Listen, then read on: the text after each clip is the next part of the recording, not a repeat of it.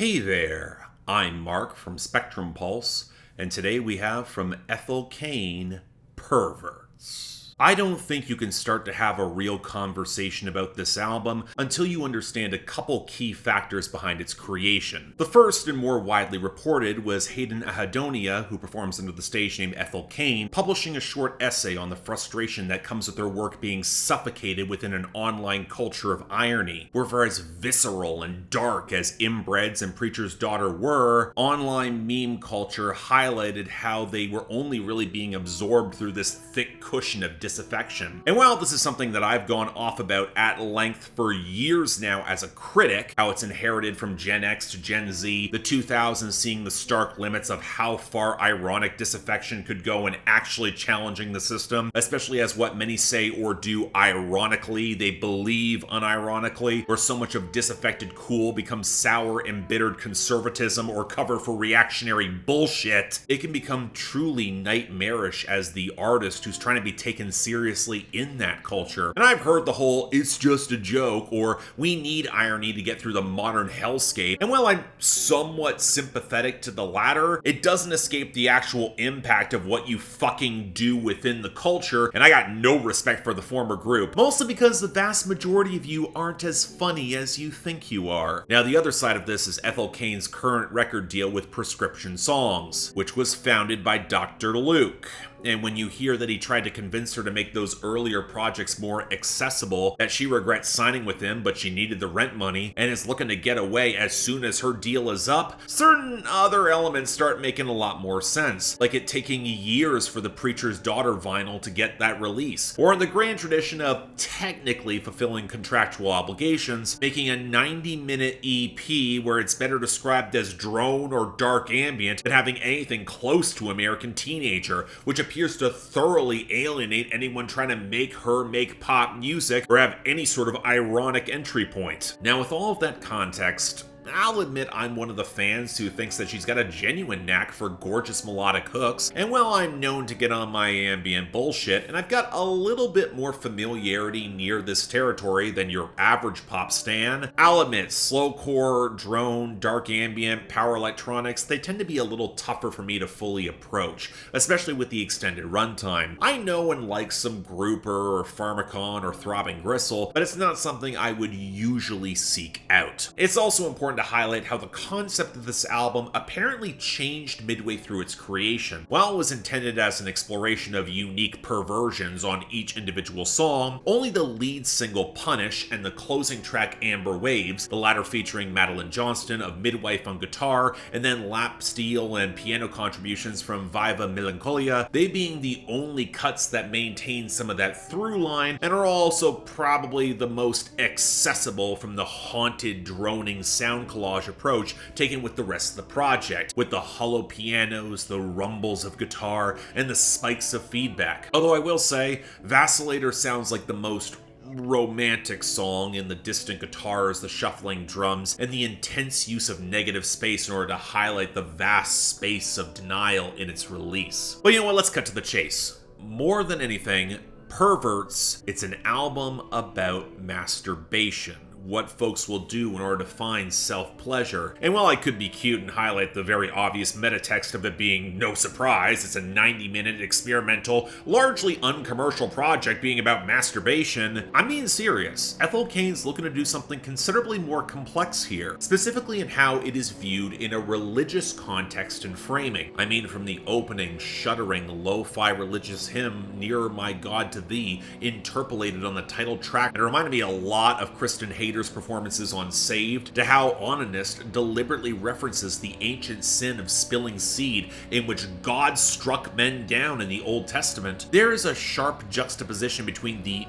base, deliberate self-pleasure of masturbation, which everybody does, and the higher ecstasy associated with God's light, where the distance between the two is meant to feel immense. And in the small, forgotten towns of America, ravaged by poverty and drug abuse and rank exploitation, where religion can feel omnipresent, but where the deepest malcontents can maybe hide in exile, the nightmare fuel picks up a very sour flavor, especially for women where that sort of self-pleasure is even further stigmatized. I mean, look up how hysteria was treated in older times, and Ethel Cain is diving straight into that chasm. House of Psychotic Women takes its title from a book exploring exploitation film, women losing their minds, but it also captures the hell of someone longing to be loved and fulfilled, and a power that repeats the mantra of "I love you," where it could well register as a threat or abusive as the voice gargles into the pulsating depths. But the infusion of art and philosophy becomes a lot more pronounced on Pulldrone and its invocation of Jean Baudrillard's 12 Pillars of Simulacrum, expressed as spoken word as concepts that keep men and women away from the pure faith and transcendence, above a drone with only traces of melody that sounds like nothing less than the grinding buzz of vibrators.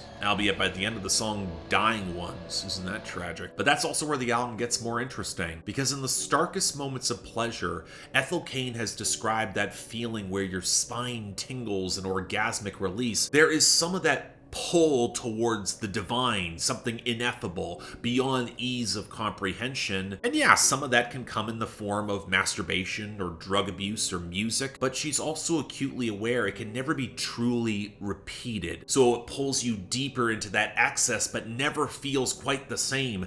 Most painful when you're left with no feelings at all on Amber Waves, which leads to a very downbeat ending that kind of had me questioning the sequencing, but I get the context. But it also kind of gives you a desire to keep on living. A surprisingly moving moment for me on this album was the sample at the very end of Etienne, a song that's deliberately referencing the French architect Etienne Louis Boulet, whose stylism was rooted in that seeking of transcendence, which to many was being perceived as dystopian for how monolithic and brutalist it was.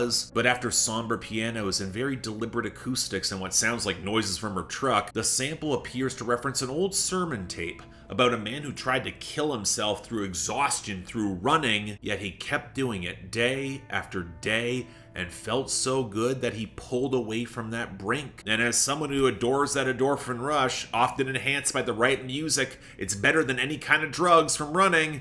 I get it, viscerally. And at least to me, that's why this album doesn't feel altogether haunting or alien, so much as both kind of life-affirming in the littlest of pleasures that we steal away but make life worth living, but also profoundly sad in knowing that it keeps away from a higher transcendence that humanity may never achieve, accepting that we can be near to God for a time but never long. To quote her description for Thatorchia, the purest instrumental where amidst the quaking guitar hums, you get those ethereal swells of vocals that don't even coalesce to words. I don't have that sad tang of bitterness that Ethel Cain has in my personal faith. Even what she describes, some of that resonance amidst a parallel spectrum, if you know, you know. But I also know my material circumstances and religious upbringing was far less possibly traumatic than hers. In this great dark, we're all in this together, after all. But in the end, I found more emotional resonance and connection with this than I fully expected. It's not something I can imagine myself revisiting often this year, but for a 90-minute experimental piece that leans so heavily on drone and dark ambient and slowcore, I went back to it and found a lot to contemplate. If you're just coming from American Teenager or maybe even Ptolemaea, it might not be for you, and as someone who's a little bit lukewarm conceptually on the bittersweet ending,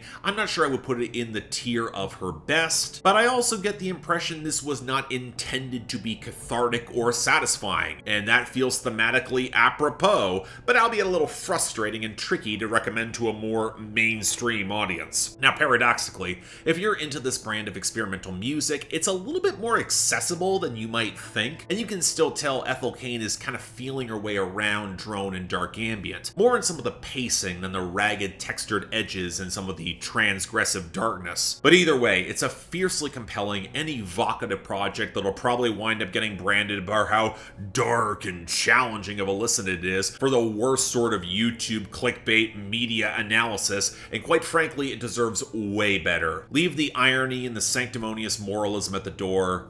Reach towards the ring. At least once. So yeah, thanks a lot for watching. If you want to see more, please be sure to like, share, drop comments, subscribe. I'll admit I probably said a lot on this. I'm not sure that a lot of my assessment is fully accurate. Abstract art kind of, you get out of it what you put into it, and I did get more than I thought I would, but again, if you guys have alternate interpretations or more to talk about it, I would love to hear it in the comments down below, especially as this is the sort of album that I can feel be very meaningful for those who actually do put a lot into it. And one thing I will say is a pleasant surprise is some of the diehard Ethel Cain fans really embracing it and going to find other influences. That's incredibly promising. Beyond that, though, anything else I might be able to do to improve my presentation, I'm all ears. And if y'all want to get involved in helping support channels, get albums onto my schedule, perhaps more in this vein, or hell, just maybe buying my merch or arguing with me on my Discord, link to my Patreon and YouTube memberships is over there. Please don't feel obligated. Tough times, I understand, but the option's available. Till then, I'm Mark, you're watching Spectrum Pulse, and I'll see you next time.